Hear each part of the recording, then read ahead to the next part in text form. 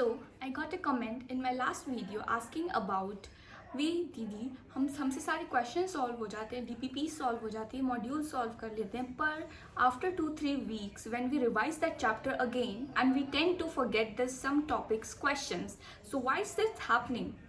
So understand this at the fundamental level. First, you have to clear it that this is not your only problem. This is the problem of every NEET aspirant. But the one who gets through is the one who takes action against it. 3 methods which I am right now going to tell you will surely help to get out of this problem.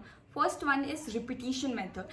Once your chapter is completed and done, then you have to repeat the same chapter and revise those concepts on the first day, on the third day, on the 7th, and on the 15th, and on the 30th day. It will help you stick the concepts in your brain for a longer time. Second point is active recalling. Close your books, close your eyes. Right now I'm going to discuss about chapter solutions.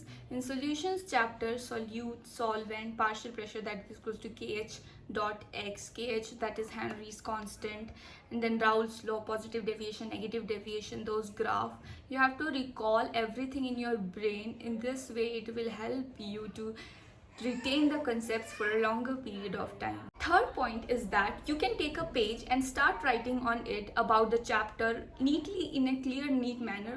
Whatever you are thinking about the chapter, all the formulas, concepts, everything, whatever is coming to your brain related to the chapter, just write it all. Now match it with your notes. Which formula did you forget and what remember? In this way it will help you to separate the topics which you tend to forget. Methods which I told you will surely help you to remember the chapter for a longer period of time, but it's also most important to do the chapter in a complete manner. In a complete manner, I mean to say is first writing the notes of the chapter, understanding the concepts of the chapter, solving DPPs, PYQs, modules. In PYQs, specifically JEE Main PYQs of last year's and NEET 2025 PYQs and 2016 PYQs you can consider as according to this year new pattern changes.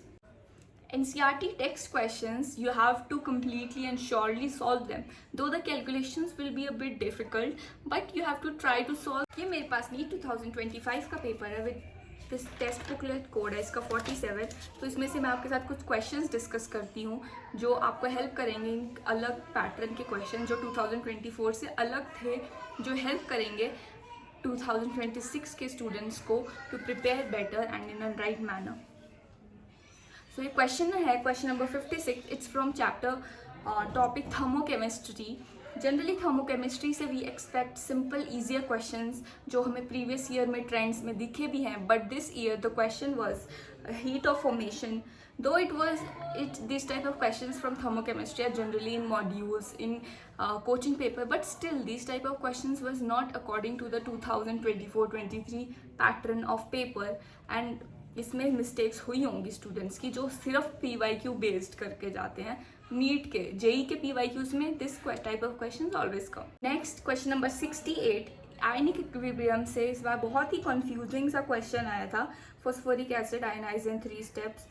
तो इस type के question log के की value किस तरीके से H+ बढ़ेगा तो pH कम होगा, क्या ऊपर होगा, क्या डिक्रीज होगा, ये कॉन्सेप्ट पहले क्लियर कर लेने हैं. नंबर 68 आयनिक इक्विलिब्रियम से आया हुआ है. This question is about phosphoric acid ionized in 3 steps with this ionization constant. तो इस तरीके के concepts about if H+ increase हो रहा है तो pH पे क्या changes आ रहे हैं, Ka की वैल्यू, pKa की value, basicity, acidity, Lewis base, Lewis acid, इस टाइप के क्वेश्चंस आते हैं. अगर आपने इसको पहले से करके रख देना, otherwise you will face difficulty on the day of the exam.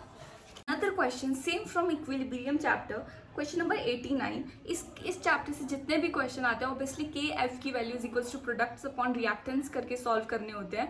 x value लेके 1 - x करके अबाउट ये x वो होता है कि कितना प्रोडक्ट में रिएक्टेंट प्रोडक्ट में कन्वर्ट हो गया और कितना रह गया है. उससे अगर हम 1 कंसीडर करते हैं तो 1 - x लेके करना होता है इसे सॉल्व.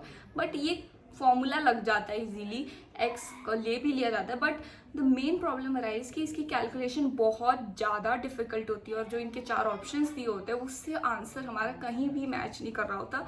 अगर आप इसकी कैलकुलेशन पहले से प्रिपेयर ना करके रखो तो ये क्वेश्चन आप सॉल्व नहीं होगा. यही कुछ क्वेश्चंस थे जो मैंने फिजिकल केमिस्ट्री, ऑब्वियसली केमिस्ट्री के 3 पोर्शन में से सिंगल पोर्शन है, इसके अराउंड 14-15 क्वेश्चंस हर पेपर में आते हैं, उसमें से यही 3-4 टॉपिक जो मुझे अलग लगे। डायरेक्ट ईजी कैलकुलेशंस नहीं दी थी इस बार।